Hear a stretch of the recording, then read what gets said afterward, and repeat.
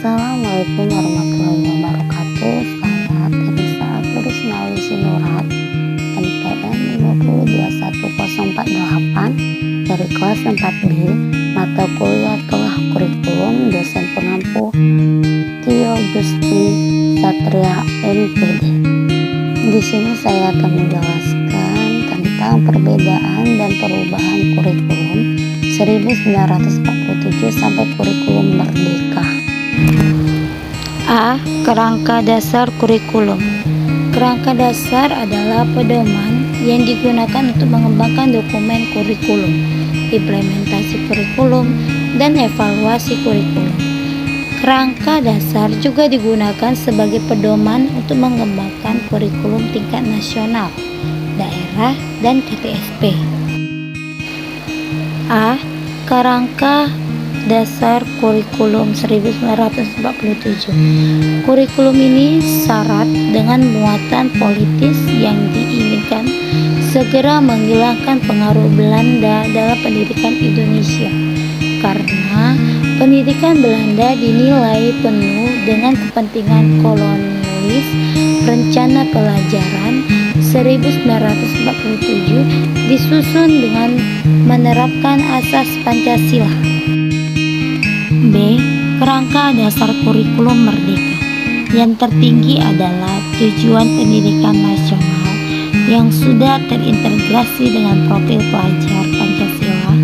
Dari sini diturunkan standar kompetensi lulusan, kemudian dijabarkan ke dalam standar isi, standar proses, dan standar penilaian pendidikan.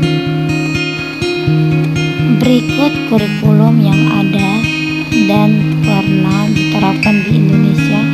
Nomor kurikulum tujuan pembelajaran. 1. Kurikulum Rencana BBM Pelajaran 1947 menekankan pada pembentukan karakter manusia yang berkedaulatan dan sejajar dengan bangsa lain. 2. Kurikulum Rencana Pelajaran terurai tahun 1952 terdapat silabus mata pelajaran yang lengkap dengan satu pelajaran diajarkan oleh seorang guru. 3. Kurikulum 1964 pembelajaran dipusat pada program Pancawadana, yaitu pengembangan moral, kecerdasan, emosional, keterampilan, dan jasmani. 4. Kurikulum 1968 perubahan struktur kurikulum pendidikan dari Pancawadana menjadi pembinaan jiwa Pancasila, pengetahuan dasar, dan kecakapan khusus. 5. Kurikulum 1975 menggunakan prosedur pengembangan sistem instruksional atau PPSI untuk merencanakan metode, materi, dan tujuan pembelajaran.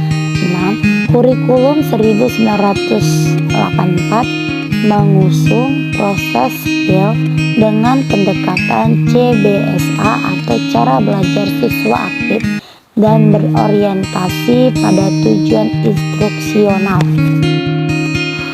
7. Kurikulum 1994 dan suplemen kurikulum 1999. Tujuan pengajaran menekankan pada pemahaman konsep dan keterampilan menyelesaikan soal dan pemecahan masalah. 8. Kurikulum berbasis kompetensi atau KBK tahun 2004. KBK mempunyai ciri-ciri yang menekankan pada tercapaian kompetensi siswa baik secara individu. 9. Kurikulum tingkat satuan pendidikan atau KTSP 2006. Departemen Pendidikan Nasional pada saat itu menetapkan kerangka dasar atau KB, standar kompetensi lulusan atau skill, dan standar kompetensi dan kompetensi dasar atau SKKD. 10. Kurikulum 2013 atau K13. Guru dituntut untuk mencari pengetahuan sebanyak-banyaknya karena perkembangan teknologi cepat membuat siswa lebih mudah dalam mendapatkan informasi. 11. Kurikulum merdeka. Pembelajaran yang beragam di mana akan lebih optimal agar peserta didik memiliki cukup waktu untuk mendalami konsep dan menguatkan kompetensi. B. Hakikat kurikulum. Hakikat kurikulum adalah acuan sebuah lembaga untuk membentuk citra dan aturan sekolah untuk mewujudkan cita-cita dan tujuan yang telah dirancang. Pada dasarnya, sebuah kurikulum dibentuk dan dirancang agar mampu mewujudkan anak didik yang memuat semua aspek, baik aspek kognitif, aktif maupun psikomotorik. C. Landasan. 1. Landasan Yurdinis, Kurikulum 1947. Kurikulum 1947 merupakan kurikulum pertama yang diciptakan oleh bangsa Indonesia dengan dasar landasan hukum yang berlaku di Indonesia. 2. Landasan kurikulum merdeka. Dasar hukum pelaksanaan kurikulum MBKM atau Merdeka Belajar Kampus Merdeka adalah Permendikbud nomor 3 tahun 2020 tentang standar pendidikan tinggi.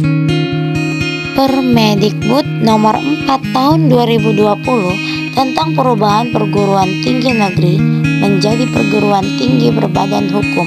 Permendikbud nomor 5 tahun 2020 tentang akreditasi. D. Prinsip. 1. Kurikulum 1947 perubahan arah pendidikan lebih bersifat politis dari orientasi pendidikan Belanda ke kepentingan nasional. 2. Kurikulum merdeka. Prinsip pembelajaran kurikulum merdeka. Dalam implementasinya, kurikulum merdeka memiliki 5 prinsip yang menjadi acuan dalam pengimplementasinya, yang meliputi kondisi peserta didik, holistik, pembelajaran sepanjang hayat, berkelanjutan, dan relevan. Baiklah, itu tadi materi yang saya jelaskan. Semoga bermanfaat untuk kita semua. Saya akhiri. Assalamualaikum warahmatullahi wabarakatuh.